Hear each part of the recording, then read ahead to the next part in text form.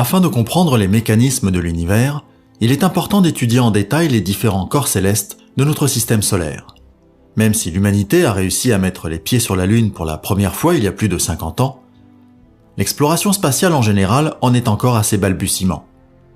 Pour effacer les points blancs de la carte des étoiles, l'agence spatiale NASA effectue régulièrement des missions sans pilote.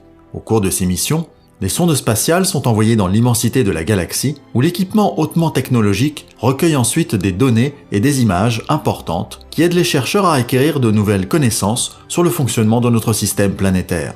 Dans la vidéo d'aujourd'hui, nous aimerions partager avec vous le voyage du vaisseau spatial Juno, parti pour Jupiter il y a plusieurs années. Les informations et les images obtenues jusqu'à présent à l'aide de l'engin spatial ont parfois fait la lumière sur de nouvelles découvertes importantes sur la 5e planète de notre système solaire pour les experts. Cependant, certains phénomènes déroutants pourraient également être observés sur Jupiter, qui laissent encore aux experts de gros points d'interrogation. Mais voyez par vous-même. Si vous aimez nos vidéos, pensez à liker, abonnez-vous à Simply Space et attendez avec impatience nos prochaines vidéos. Que le voyage vers Jupiter commence.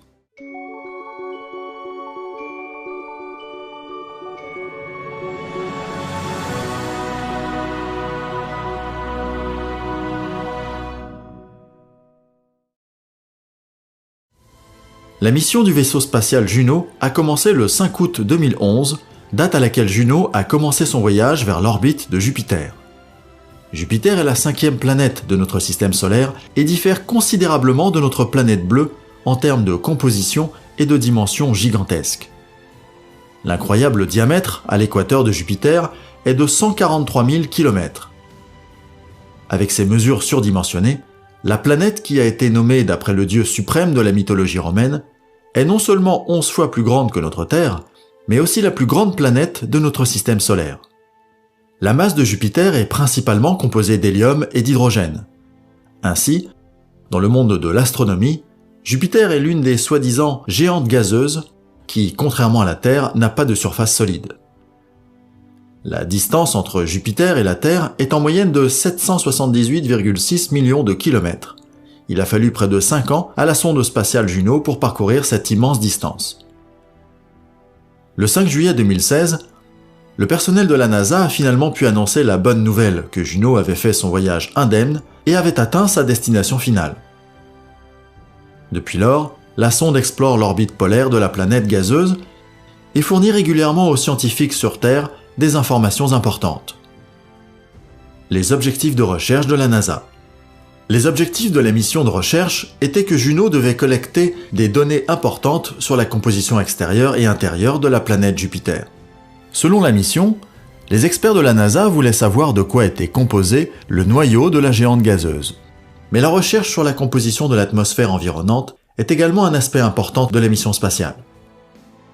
Les astronomes voulaient également découvrir la source du champ magnétique extrêmement puissant de Jupiter. Mais ce ne sont pas les seuls phénomènes sur la planète géante gazeuse à susciter l'intérêt des experts. Les mystérieux méga-éclairs sur Jupiter. Cependant, Juno n'est pas la première sonde spatiale sans pilote envoyée en mission à Jupiter par la célèbre agence spatiale. Déjà, à la fin des années 70, Voyager 1 a traversé l'orbite de la géante gazeuse et a pris des photos étonnantes qui devaient présenter aux scientifiques des énigmes presque insolubles dans les décennies suivantes. En détail, cela faisait référence aux gigantesques éclairs de foudre à la surface du corps céleste qui sont répartis selon un modèle éventuellement différent de celui auquel nous sommes habitués sur notre Terre. Lorsque la foudre frappe notre planète natale, les ondes radio qui en résultent peuvent être mesurées dans le spectre mégahertz. Pendant longtemps, cependant, de telles mesures n'ont pas pu être enregistrées dans le cas des méga-éclairs sur Jupiter. Au lieu de cela, les impacts se sont mystérieusement déplacés exclusivement dans la plage du kilohertz. Un autre mystère était le fait que la foudre sur Jupiter s'est produite principalement au pôle nord de la planète. Les flashs inhabituels sur la géante gazeuse ont également causé des maux de tête aux experts de la NASA, car malgré toutes les différences, des parallèles entre les effets météorologiques sur Jupiter et la Terre ont pu être enregistrés. Selon les experts, quelle que soit la planète, la foudre est un phénomène physique qui, d'un point de vue scientifique, se comporte comme les émetteurs radio. Essentiellement, cela signifie que la foudre émet des ondes radio quand elle fouette le ciel d'une planète. Cependant, comme déjà mentionné, les signaux enregistrés sur Jupiter jusqu'à présent ont été dans la gamme kHz du spectre radio et sont donc en contraste frappant avec des observations similaires faites sur Terre. Pendant longtemps, les chercheurs ne savaient pas comment expliquer ce phénomène. Le progrès technique des voyages spatiaux. La mission Juno actuelle de la NASA pourrait aider les experts à résoudre le mystère des méga-éclairs sur la géante gazeuse une fois pour toutes. Le vaisseau spatial est équipé d'instruments de pointe, y compris le radiomètre à micro-ondes. Il s'agit d'un instrument de mesure capable d'enregistrer les émissions de Jupiter sur une large gamme de fréquences. Les données recueillies à l'aide de ce radiomètre à micro-ondes, MWR en abrégé, ont fourni de nouvelles informations importantes pour les experts. Rien qu'au cours de ses 8 premiers survols, Juno a enregistré plus de 370 éclairs à la surface de Jupiter. Au cours de ces enregistrements, la sonde spatiale de la NASA a pu enregistrer pour la première fois des émissions de foudre dans la plage des mégahertz. Selon les scientifiques, cela pourrait s'expliquer par les progrès techniques qui ont eu lieu dans le monde des voyages spatiaux au cours des dernières décennies. Selon eux, Juno est maintenant capable de voler beaucoup plus près de la surface de la géante gazeuse que Voyager 1 en 1979. Et avec les instruments plus avancés, les experts peuvent donc effectuer des mesures beaucoup plus précises qu'il y a 40 ans. Alors que les astronomes ont pu prouver que les éclairs sur Terre et sur Jupiter présentent certaines similitudes quant à leur composition, la distribution spatiale des impacts sur la géante gazeuse, en particulier, a fourni d'autres énigmes. La foudre sur Jupiter se produit principalement au pôle nord de la planète. Cependant, le pôle sud et l'équateur du corps céleste semblent être complètement épargnés par les impacts. Cette circonstance contraste fortement avec la distribution de la foudre sur Terre, où les impacts correspondant sur le soi-disant grand cercle de notre planète ne sont vraiment pas rares. Quelle est l'origine des différentes distributions de foudre ? Afin de pouvoir comprendre la distribution différente des éclairs, il est tout d'abord nécessaire de faire la lumière sur la façon dont les conditions météorologiques respectives sur les planètes individuelles se produisent. Le temps et la chaleur sur notre Terre sont principalement influencés par le rayonnement solaire. Comme le rayonnement solaire est le plus fort le long de notre équateur, l'énergie solaire absorbée s'y élève sous la forme d'air chaud et humide, ce qui peut provoquer de forts orages et de puissants éclairs. Ce phénomène est connu dans le monde de la science comme convection. Mais quel est le cas avec Jupiter ? L'origine du climat de Jupiter. La géante gazeuse est environ 5 fois plus éloignée du Soleil que notre Terre. En raison de cette circonstance spatiale, Jupiter reçoit donc 25 fois moins de lumière solaire que notre planète bleue.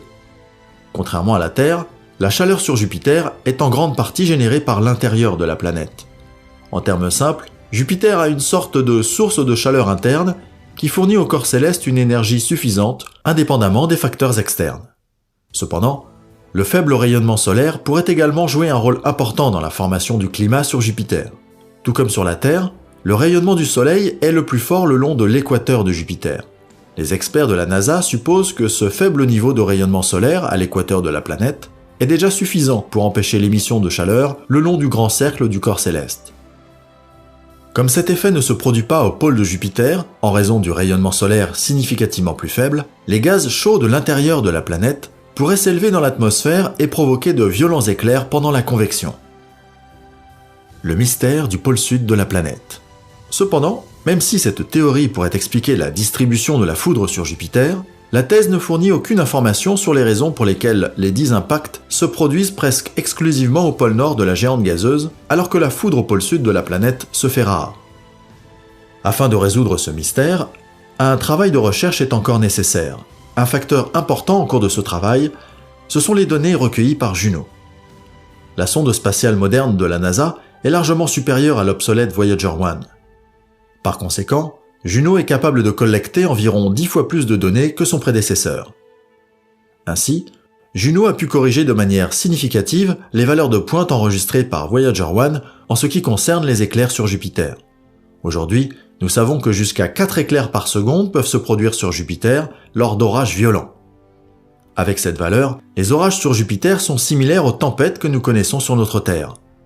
Nous sommes curieux de voir quelles autres découvertes révolutionnaires seront acquises au cours de la mission Juno pendant les prochaines années. J'espère que vous avez apprécié notre vidéo sur la foudre et les éclairs mystérieux sur Jupiter. Êtes-vous aussi passionné que nous par les événements mystérieux de notre système solaire ? Nous attendons avec impatience vos suggestions dans les commentaires.